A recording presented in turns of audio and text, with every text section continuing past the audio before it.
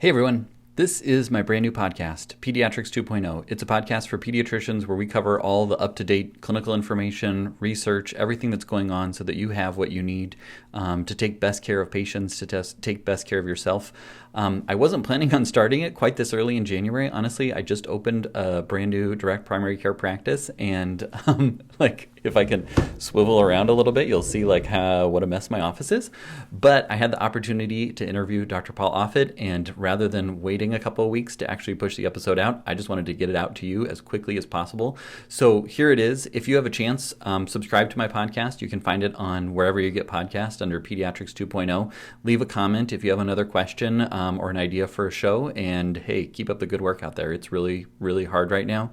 And I know that you're doing the best you can. And I hope that you give yourself a little bit of grace and a little bit of time today to just sit back and have some quiet.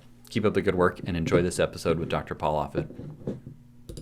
Hey everyone, welcome to the Pediatrics 2.0 podcast.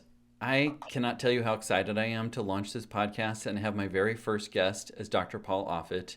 He needs no introduction.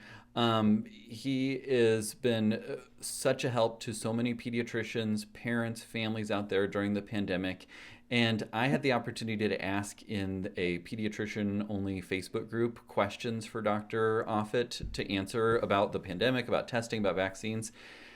I got a lot of good questions, and even more so than that, I got a lot of envy that I got to talk with you, and they don't all, get to talk one-on-one with you.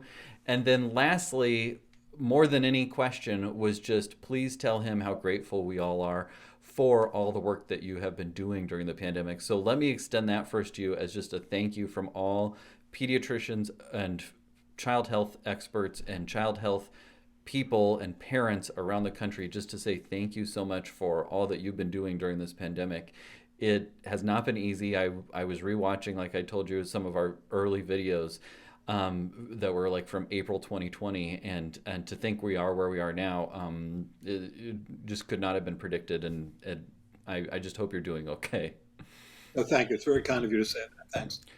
I have a set of questions, and I kind of ordered them in terms of prevention, testing, illness, and then just overall pandemic. So I thought we would just start and get some good questions about prevention, obviously primarily vaccines. So one of the questions that has been on a lot of pediatricians' minds lately, and I'm hearing a lot from families too, is about the vaccine, about specifically the booster for 12 and up that was recently approved and recommended, and the duration between doses in terms of what's best for kids. So could you update us just a little bit on the state of vaccines for pediatrics and your thoughts? Sure. So, if the question is, do we need a booster? And so the thinking has evolved as follows. The original thinking was, had this not been a pandemic, this would have always been a 3-dose vaccine, with Okay. at least 2 of the doses separated by 4 to 6 months. And the thinking behind that was that, similar to, say, inactivated whole viral vaccines like the polio vaccine, or purified protein vaccines like the hepatitis B vaccine or HPV vaccine, if you're going to get high frequencies of memory B and T cells, and that's the immunological component that's responsible for protection against serious illness, you need to have that 4 to 6 month interval. Okay. The question is that also true for mRNA vaccines, about which we have, or with which we have no experience? Is that true for mRNA vaccines? Now, what I would say is so far, that's not true. I mean, we have 2 doses that were separated by 3 or 4 weeks, depending on whether it's Pfizer or Moderna's product. And at least up to 8 months after the last dose, and there were about 6 papers that came out in the last week looking at this question. Do you still have high frequencies of memory B cells, memory T helper cells, and memory cytotoxic T cells 8 months later? Yes. And then that comports with the clinical epidemiological findings, which is that all the data that have been published by the CDC or presented by the CDC continues to show excellent levels of protection, basically for all age groups, against hospitalization, which is my definition of serious illness. So therefore, the mRNA vaccines do not appear to act like the hepatitis B vaccine or the inactivated polio vaccine in terms of needing to have that 4 to 6 month interval. Okay, so then if that's true, if it's true that 2 doses of a vaccine protect you against serious illness, why are we talking about booster doses? And the reason is, and it's been sort of precipitated in some ways by Omicron, is that for this vaccine, we are now holding it to a level of protection about which we hold, or with which we hold no other vaccine, which is Right. trying to prevent mild illness. And I think that was born of two things. One is that when these vaccines were first presented to our committee, the FDA Vaccine Advisory Committee, last December, December 10th, December 17th, what you saw 95% protection against mild illness, which is remarkable. And there's no way that was going to last. The reason that it was so good was that those were 3 month studies. So participants had just gotten their second dose. So it's Sure. not surprising neutralizing antibodies were still high. And it's not surprising that the protection against mild disease was still high. That had to change because neutralizing antibodies fade over time, always. And therefore, there had to be an erosion in protection against mild illness. I think that the communications error that was made occurred on July the 4th of 2021, when during an outbreak of COVID in Provincetown, Massachusetts, there were roughly thousands of men who got together in Provincetown. They celebrated July 4th. About 80% were previously fully vaccinated. Okay. Of those who were vaccinated, 346 got COVID. Of the 346 who got COVID, 4 were hospitalized for a hospitalization rate of 1.2%. Great. That's a vaccine working well. Of the remaining 342 who had COVID, mostly mild disease, many with asymptomatic infection, the term was introduced of breakthrough infection. Mm, That's not a breakthrough. If you're protected against serious illness and you have a mild illness, that's good. That's what you want from vaccines like the rotavirus vaccine or the pertussis vaccine or the influenza vaccine. To call that a breakthrough set an expectation for this vaccine, which I think was unrealistic, which brings us to the booster dose. I think what the booster dose provides is it provides about 3 months to 4 months more of protection against mild illness. That's okay. what it provides. And I think where I've had trouble with this whole booster dosing phenomenon is that I don't think the American public understands that. I think they Sure. think, unless they get that booster dose, they're not going to really be protected, where they are protected against serious illness associated with 2 doses of vaccine. So it sounds like what you're saying is that um, if without the booster, that the vast majority of people will be just fine and can have good protection, especially memory B cell, T cell protection, even if their antibody levels are waning, which is a whole nother issue of checking antibodies and all of those sorts of things. Um, Without that booster. So in kids then with the new recommendation, what's a parent, what's a pediatrician to do when getting the information about the booster and pushing booster and booster and booster? I think they just need to inform the parent about what they're getting with that booster dose. What Sure. they're getting with that booster dose is about 3 to 4 months more of protection against mild illness. Now, remember, I mean, today is January the 6th. So, in all likelihood, I think that this current wave of Omicron will likely die down in the next 4 to 6 weeks. And I make Okay. that say, we never make predictions, but I'm going to make the prediction anyway. I would be scared to hear what actually I said back in April of 2020, but I'm going to make this prediction. I mean, if you look at last winter, when we, meaning as we moved from December to January of, 2020 to 2021, you started to see a clear decline in hospitalizations and deaths around mid-February. Now, that was Right. last year when we didn't really have a vaccine that was given to many people, and we certainly didn't have much population immunity from natural infection because it's a winter virus. So I think that's true now too. So therefore, I Okay. think that we will start to see a decline in cases really within the next 4 to 6 weeks. So I'm not sure what the booster dose is going to do. See, what upsets me in all this the most is that what's the real problem right now? I mean, how are we really going to get on top of this pandemic? Roughly 50% of 12 to 15-year-olds have been fully vaccinated. 15% of 5 to 11 years old have been vaccinated. So what's the real issue with transmitting virus among children? It's the unvaccinated. I mean, for Right. anybody who works in the hospital, they will tell you that. I mean, at Children's Hospital Philadelphia, we're now seeing a lot of children with COVID. The children who come into the intensive care unit, or the sickest are those who are unvaccinated. This is a problem of the unvaccinated. And I just feel like the booster dose story has largely been a detour. I listened to the ACIP Advisory Committee for Immunization Practice meeting yesterday, and there were a couple of people who said, if we can just give this booster dose, we're going to really nail down, the current Omicron wave. No, we're not unless we vaccinate the unvaccinated. And I feel like we've stopped having that discussion. It's too bad, because I really do believe we can get to the unvaccinated more than we have. I think you're totally right, and I completely understand what you're saying. It's the unvaccinated that if we can help them make that decision to vaccinate, then that's going to be more helpful than boosting the people that are already on board, is what it sounds like you're saying. Yeah, and then who's the group that's the most unvaccinated? I mean, we talk, a lot about, sort of the African American community, or in some cases the ultra Orthodox Jewish community, say in Williamsburg, Brooklyn, or the evangelical Christian community, which are generally undervaccinated. But the real big component of group that's unvaccinated is people less than 30. I mean, that's Sure. that's the biggest unvaccinated group, and I think what people don't realize is that we are going to need to have a highly protected population for years, if not decades. I mean, we still have a polio vaccine every year in this country. Why do we do it? We Right. haven't had polio in the United States since the 70s. We do it because polio still exists in Pakistan, it still exists in Afghanistan. How long do we think this virus is going to be circulating in the world? Many, many years. Therefore, we're going to need to have a highly vaccinated population, or at least highly immune population, for many years. If you get vaccinated as a young person, it is very likely you're going to have a high frequency of memory B and T cells, which means it is very likely you're going to be protected against severe disease for a fairly long period of time. So we need to protect our young people because they get older and they're going to, Right. be part of the community that needs to be protected. Well, and I think that makes complete sense to me, especially talking about polio and all that. That is a good thing that I hadn't really considered. Is, well, why do we keep that up? So what I'm also hearing you say is perhaps this isn't going to be boosters until 2030 or something like that. We're doing all these every 6 month, every 12-month boosters.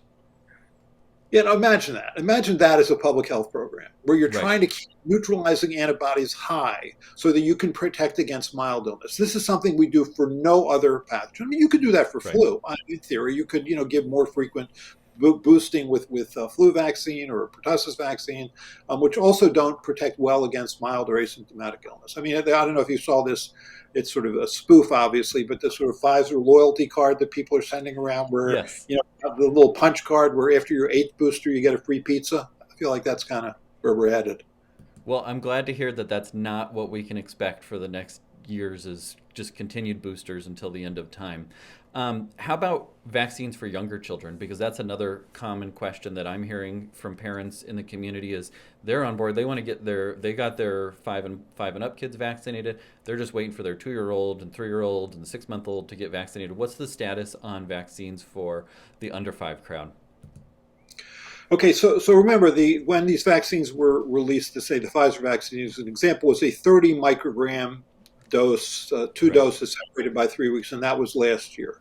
Then we dropped down to the 12 to 15-year-old, which was also a 30 microgram dose at the same dosing interval, and is exceptionally effective at preventing this disease, serious COVID. Now, for the 5 to 11-year-old, it wasn't a 30 microgram dose, it was a 10 microgram dose. It was a Right. third of that dose. And if you looked at the neutralizing antibody response for the 5-year-old versus 6-year-old, 7-year-old, 8-year-old, 9-year-old, 10-year-old, 11-year-old, it was all the same. So Okay. by making that group and putting them all together, you found that 10 micrograms of mRNA induced high levels of neutralizing antibody, which has now been found to be highly effective at preventing disease and safe. Now, for the 6-month-old to 4-plus-year-old, almost 5-year-old, the single dose that was given was 3 micrograms. So Right. that's a tenth A of the tenth. dose given to the older adolescent and young adults. And that was given to the 1-year-old, 2-year-old, 3-year-old, 4-year-old, and then right up to almost 5 years of age. What Pfizer found was that for the lower ages, meaning 1-year-old, 2-year-olds, that 3 microgram dose was adequate at inducing high levels of neutralizing antibodies, but that was less true for the 3 to 4-year-old. So Okay. what's happened now is it's back to the drawing board. What you hear, and again, this is Gotcha. we're in an age of science by press release, but I haven't really seen any of the published data because I don't think there are published data. But what you hear is that now they're thinking about a third dose. Now, you would assume that in a better world, this would have all been worked out in phase one. So-called phase one dosing and dose ranging studies is when you look to see whether or not you're grouping that age range from 6 month old to 5 year old made sense, because it all may not react the same way, which is apparently what they found out. So you would think that maybe another solution would be that you're having a dose for the, say, 6 month old to 2 year old, a separate dose for the 3 and 4 year old, as compared to just giving everybody a third dose. I don't know. I mean, I Okay. don't think our committee, the FDA Vaccine Advisory Committee, is likely to see these data before the middle of this year, but I don't know. I mean, I haven't been given any information about that. I don't know about that, even though I'm on the committee. I don't know about that. So we'll see how this plays out. I mean, obviously, you'd like to have a vaccine to protect that age group, because certainly we're seeing children less than 5 years of age come into our hospital. They are a group that certainly can be infected and seriously infected. So it sounds like from what you're saying, it's going to be at least midsummer or beyond before we see any movement in the vaccines for the under five crowd. It's just a guess. Okay. I don't have any information beyond what you have. Just a guess. In terms of prevention, masks, that's a common question that I'm getting. And I was just asked today, our school system fortunately decided to reinstate the mask policy. And so a common question is cloth mask effectiveness in children and adolescents. Is that adequate? Do we need to be recommending surgical KN95? Or, I certainly have found that getting them to wear masks is most important. And so if it's a comfortable cloth fitting mask, is that adequate, or do we need to be pushing for higher hierarchy of masks? Right. So I guess I divide these into sort of three categories: cloth mask, then the sort of three-ply rectangular surgical mask, and then the sort of KN95 mask. I think the KN95 mask is uncomfortable. So I can imagine Right. how young would have problems, even though that's the best mask. I mean, that's generally the one that's the tightest fitting and provides the best protection. I think the surgical mask, the rectangular three-ply mask, also is of tremendous value. And that would be my choice, actually, for a young child. The cloth mask does have some value, but it's clearly less effective than that three-ply surgical mask. So if you can Okay. get the child to wear the surgical mask, and I think generally you can. At least that's been our experience with people we deal with in the hospital, that if you can do Right. that, that's a value. Because see, the problem is we all want children to go to school. It's a precious thing. I think the term distance learning is a contradiction in terms. I know that in Sure. Philadelphia, for many of these children, it's the only decent meal they get during the day. Child abuse is often picked up in the school system. And I think socialization is critical for the young child more than for any of the rest of us. And they've suffered that. Children have really suffered that. I mean, you've seen an increase in teen suicide, depression. We need to get people back to school doing activities. But if you're going to be indoors, assuming that not everybody you're coming in contact with is vaccinated, which is a very good assumption, then at least everybody should be wearing a mask to do the best you can to protect it. We have two big weapons, the biggest, which are masking and vaccines, and then right up there is physical distancing, which I think is also critical. The filtration, to the good filtration systems to the extent that you can, but you certainly can have all the teachers vaccinated. You certainly have all the bus Sure. drivers vaccinated. I mean, put the children in the safest position possible. We all agree that everybody should go to school. Everybody agrees with that. Well, then let's do everything we can to make sure that at least for the next 4 to 6 weeks, I mean, up till about mid-February, they're as safe as they can be. One last question on prevention is your opinion on vaccine mandates for children and adolescents. I know that there's been some school boards like in LA that were really quick to jump on vaccine mandates for COVID. Can you share any insights or thoughts that you have on vaccine mandates based on where we're at currently? Well, in a better world, you wouldn't need them. In a better Sure. world, everybody would look to the data, and certainly you can have access to those data on the internet, and you would see that the vaccine is remarkably safe and remarkably effective. And we would all say the same thing: we want our children to be protected, therefore we're all going to vaccinate our children. So, in a world dominated by logic and reason, a world in which we don't live, everybody would get a vaccine, but they don't. So then, what do you do? I mean, what do Right. you do when a critical percentage of the population says, I think it is my right or my child's right to catch and transmit a potentially fatal infection. And therefore, it's going to do harm, and it's going to potentially create more mutations and more variants that may become more and more resistant to vaccine-induced immunity. What do? And I think the only thing you can do at that point is mandate. And mandates do have some effect. They do. I think that certainly at the business level they have now in Philadelphia, for example, you can't eat in a restaurant or go to any place that serves food or drinks, including where the Sixers and Flyers play.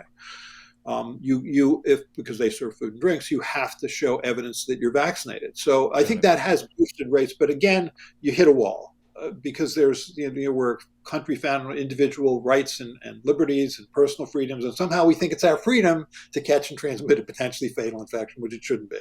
So then what do? I think mandates only work so well is the problem. So I think to the extent that you can get them to work, great, but realize that they're not going to be perfect.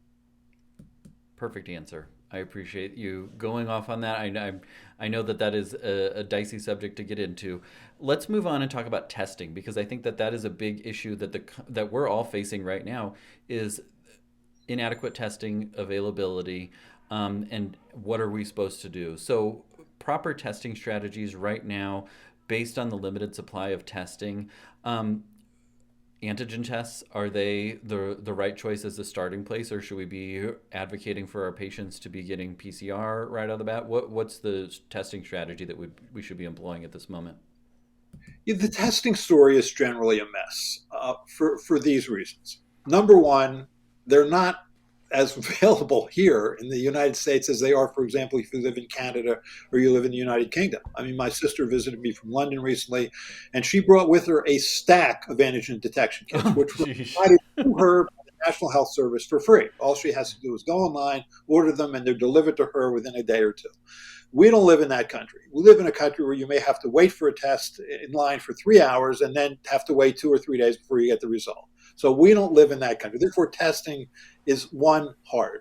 Two is the real question is to what extent the test predicts the degree to which you're contagious. And the only way to really know that is to compare the test result with contact tracing studies, which no one's done and no one's going to do. We're not going to know that answer.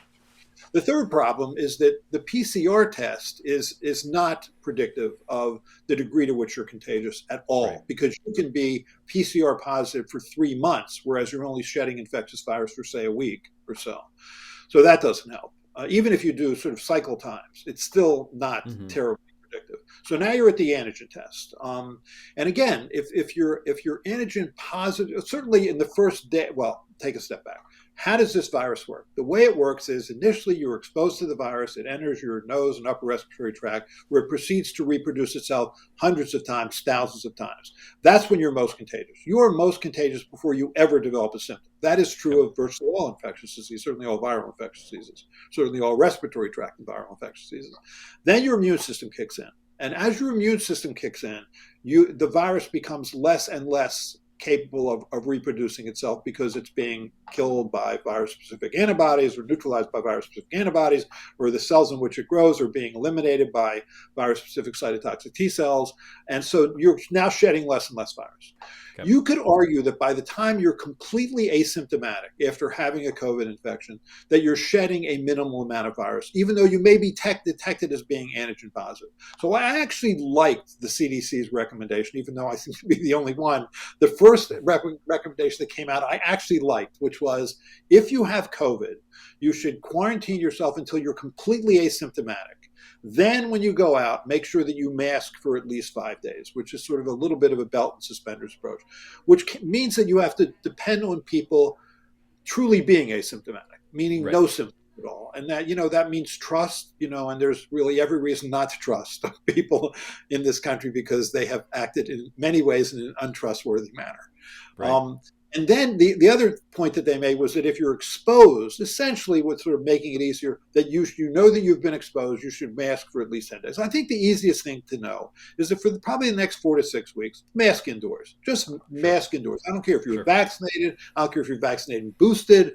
Mask indoors for the next 4 to 6 weeks until things calm down. Assume everybody you're coming in contact with is infected. Assume you're contagious, even if you don't think you are. Just mask for until when we're indoors. It just makes the most sense. That makes complete sense to me too. So if we have a positive antigen test, should we proceed with confirmation PCR? We've been hearing that from schools and people around the area. Is that necessary, or do we just trust that the at-home antigen test, if it's positive, is reflective of actually having COVID? Well, I think it's if you're it's likely that if you're positive that you do have virus in your either in your nasal pharynx or in the back of your throat. I think that's true. The question is it at a level that makes you highly contagious? That's Hmm. the hard thing to know. I think the whole thing with Omicron has been that, it may be the site in which you test. In other words, that a throat Sure. swab might do better than a nasal swab. And then the confirmatory PCR test, this assumes you can get all these tests and they're Right. readily available to you and you can find out quickly. And I'm probably alone on this, but I think we should just do things that are practical and easy for people to remember, because the testing thing is largely a nightmare. And that you should, if you know you've had COVID, wait till you're asymptomatic, wear a mask for 5 days. If you know you've been exposed, wear a mask for 10 days, or just make life easier on everybody and just mask indoors. Mask indoors for the next 4 to 6 weeks. And just assume that you're infected. Assume everybody you come in contact with is infected, because it's not a bad assumption. What makes Omicron so horrible is interestingly, although we say it all the time on TV that it's more contagious, technically it's actually not more contagious. And I'll explain why. The R naught, or contagiousness index, is for Delta estimated between 5 and 9. That's not that different from at least what's been published about the contagiousness index for this virus, which at least I've read even from the CDC, that's between 3 and 5. So, and the contagiousness index means that if I'm infected, I go about my normal day and I come in contact with people who I'm assuming are all susceptible, then I'm going to infect 3 to 5 people. What's different about Omicron is it's a little off target for vaccine-induced immunity. So even if you're vaccinated, even if you're vaccinated and boosted, you still might get a mild infection. So you're now going to be infecting people who not only are fully susceptible because they've never been vaccinated or never been naturally infected, but even people who've been vaccinated now can develop mild symptoms with Omicron. That's the problem with Omicron. And that's why you see so many cases, but far fewer in the way of serious cases, is because it's because a lot of the people who are infected have been vaccinated or previously naturally infected. In addition, Omicron is clearly less virulent. It is. There's a study that just came out of Cleveland recently looking at Omicron as compared to Delta, and has clearly shown that you're more likely to go to the hospital, more likely to go to the ICU, more likely to die if you have been infected with Delta than Omicron, and that's been true for all age groups. There was also a great study that just came out of Denmark looking at Delta households versus Omicron households, which once again made the point that it's not really more contagious. It's just more likely, it's more immune evasive is the problem. So it's Gotcha. more likely Okay. to cause mild symptoms in people who've been vaccinated. That's the difference between Omicron and Delta. So it sounds like what you're saying is if we had Omicron last winter, that everything that we talked about would have come true with so many unvaccinated people and hospitals already overwhelmed. I mean, it would have been magnitudes of order worse. Is that a fair statement? We certainly would have seen more infection. I think because even Sure. those who have been naturally infected or those who've been vaccinated would have been infected. I mean, at Children's Hospital of Philadelphia, what we do is when children come into the hospital, typically from the emergency department, we test them all to see whether they have COVID. So some are Sure. coming into the hospital because they have COVID. Some are coming to the hospital for other reasons but happen to have COVID. I mean, our testing positivity rate now is around 30%, meaning 30% of the kids who come into our emergency department are PCR positive or antigen positive, which is Wow. much, much higher than it's been. But again, we're not seeing this real concomitant increase in serious illness, which is what Okay. South Africa has found, was what New York City has Right. found. So I do think we're going to get past this. I'm trying to sound a note of hope here, as I really do think in the next 4 to 6 weeks we are going to be past this. And we may in some ways, and this is a little Nietzsche-esque, but I think we may in some ways be better for the fact that a lot of people are getting infected now, Right. mildly, and meaning not as severely as they would have with Delta. And so that's going to provide more population immunity. Well, I have a couple questions about the overall pandemic trajectory that we can tag onto that towards the end. What about therapeutics? Is there anything for children that we need to be doing or considering? I know in adults, we talk about or hear about fluvoxamine and monoclonals and budesonide, vitamin D. Is there anything that we should be advocating for our patients to do when they face that positive diagnosis, if they're otherwise healthy or if they have chronic medical issues? Well, certainly, if someone is at higher risk, if a child is at higher risk, now we can give monoclonal antibodies down to the youngest of age groups. So, but it has to be done early because again, it has to be given at a time when viral replication is an important part of the disease process, and that's really very early on. But Right. by the time the patient is hospitalized, it doesn't work. The same thing is true of antivirals, I think, and then the fluoxamine, which I'd like to see sort of that move into the mainstream more than it has. I Sure. certainly think it's like Paxlovid, the Pfizer antiviral, is clearly of value, but again, has to be given early in infection.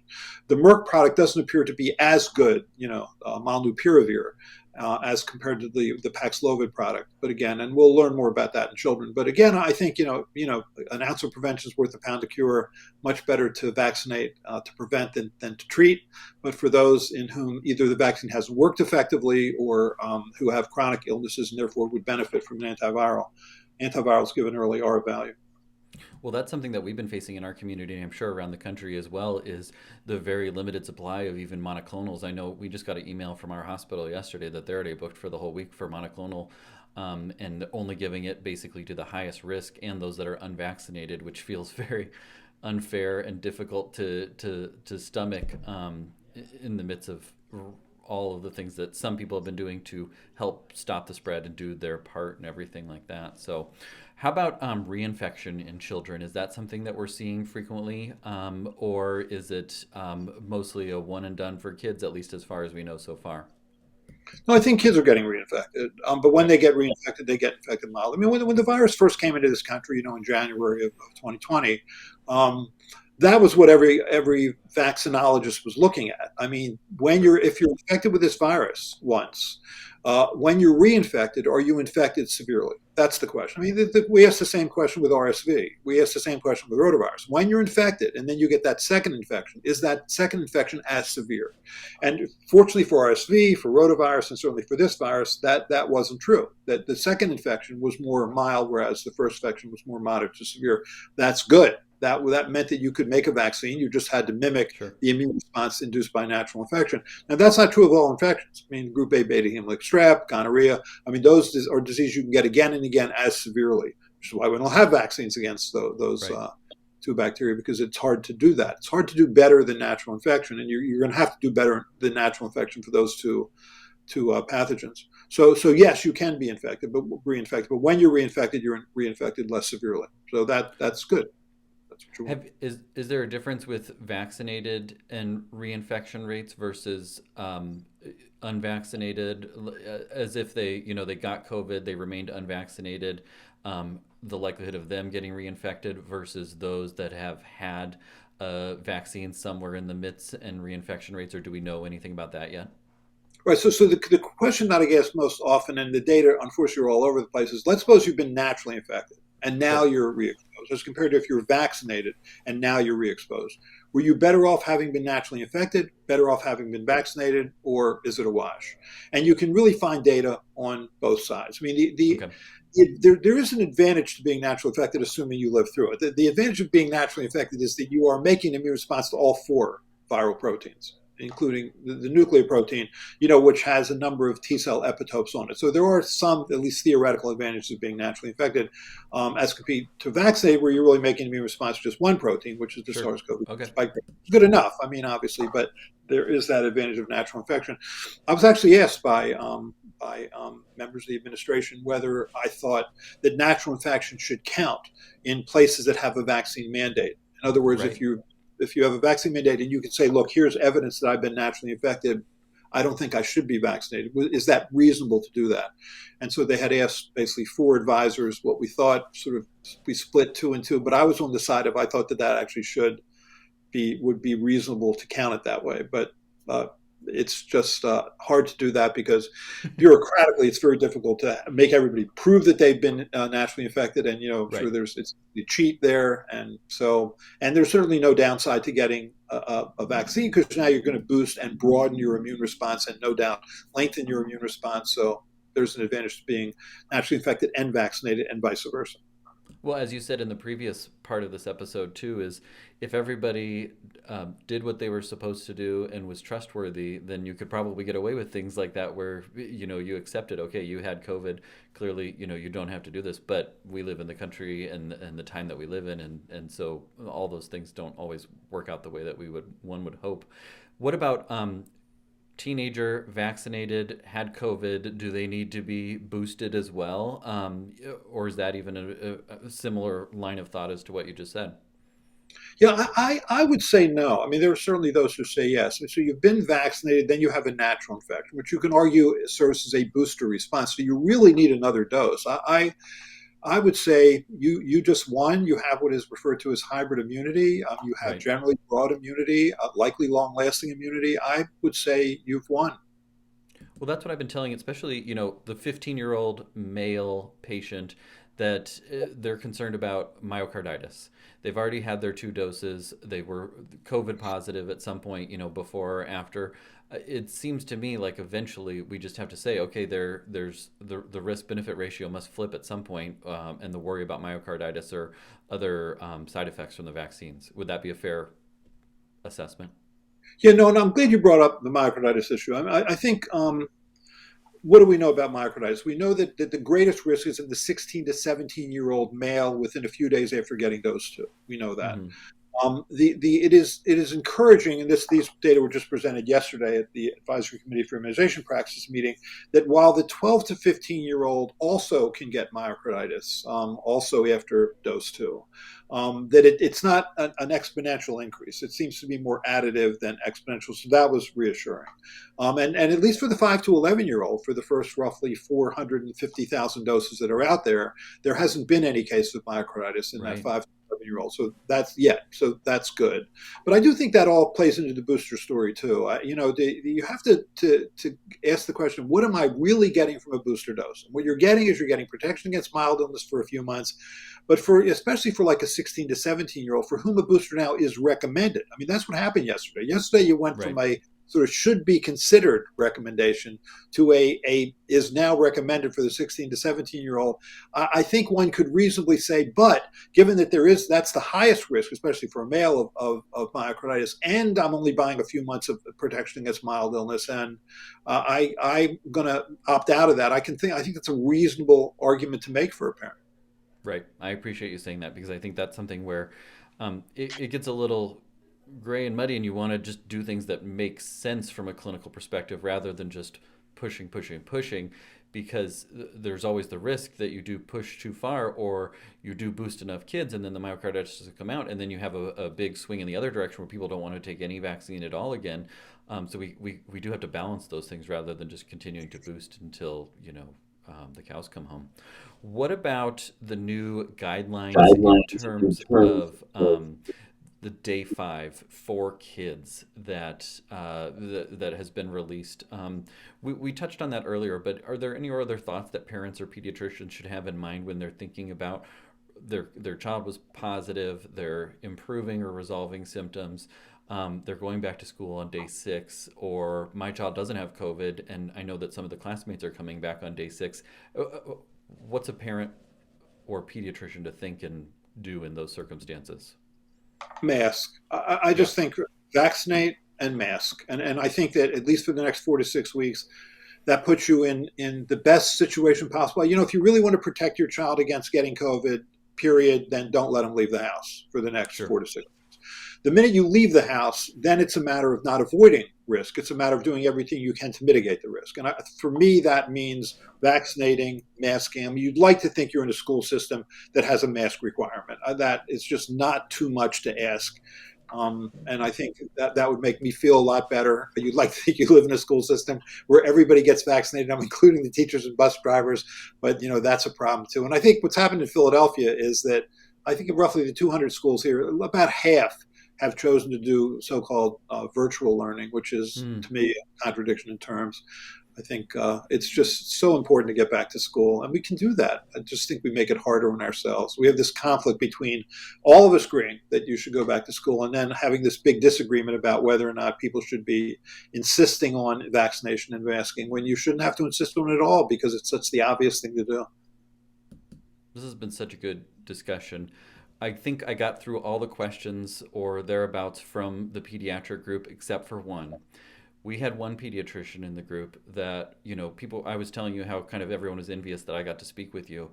Well, she almost bested me because she said that you gave her a high five on a Peloton ride, and so everybody was trying to find out your Peloton leaderboard name, and I'm hoping that we can do that and arrange a ride for fellow pediatricians. But she got a lot of accolades for being able to get a high five from you on the Peloton.